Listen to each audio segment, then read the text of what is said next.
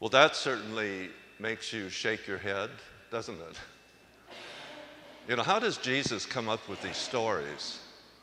The parables are stories, as far as we know, that Jesus made up. He used his imagination in trying to describe what God is like and what the kingdom of heaven is like. In the first reading from Isaiah, we hear that God's thoughts are not our thoughts, and God's ways are not our ways. And this gospel certainly reminds us of that. It almost seems to talk about the injustice of God. The injustice of God. Because as we know, God's justice is his mercy. If God treated us the way we deserve, all of us would be in trouble. All of us would be in trouble. Now, in court, this would never go over, I wouldn't think. You have to abide by the law. You would think that Jesus would have been in trouble, that somebody would have reported him to the Better Business Bureau or one of the labor unions, or there would be protesting out there. But Jesus is trying to describe the nature of grace. Grace is not earned, but it comes unexpectedly when we least expect it. And so you think to yourselves, well, then why don't we wait till the last hour, to the last minute? Why don't we just enjoy life and then on our deathbed, we'll have a conversion? It doesn't work that way. Although it did work that way for the good thief. Remember, the two thieves who were dying on the cross on either side of Jesus. Yeah, the good thief got in at the last minute. And we can all get in at the last minute when we don't deserve it. But we can't plan to do that.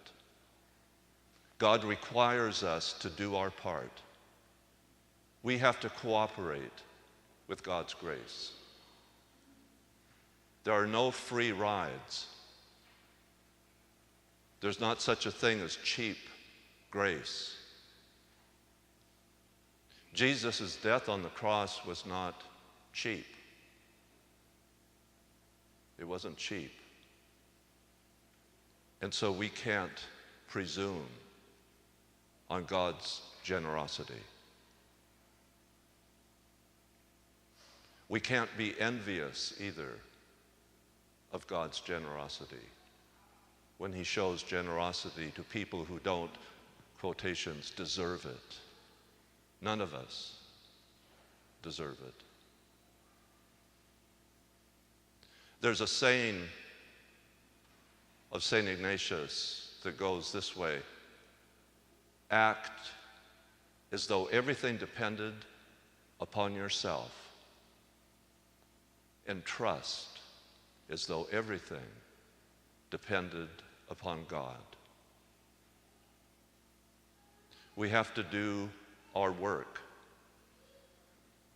and then let God do the rest, because ultimately it's all gift. Even our ability to work, even our efforts are God's grace. There's a saying in Latin, and I don't remember the Latin. I only studied Latin for 6 years and taught it for 2 years, and I can't remember much of any of it. But the translation is that God is so good that he makes his grace seem to be our effort or our merit. God is so good that he makes his grace seem to be our merit. It's almost like teaching a child how to walk, and many of you have done that many times probably. You hold the child up as it's walking, and you say, wow, look at that, you're doing great, you know. Well, you know that if you let go, that would be it. But you give the child the impression that he's doing it all. And that's the way God is. There's a tension between grace and effort. There's a tension, and both are necessary. It's the old theological debate, are we saved by faith or are we saved by good work? Well, the answer is yes. Both. Both are necessary. Now, Catholics traditionally have emphasized work. I mean, look at all you. And the Protestant tradition, our brothers and sisters, have emphasized more faith. But it's very clear that you can't have one without the other.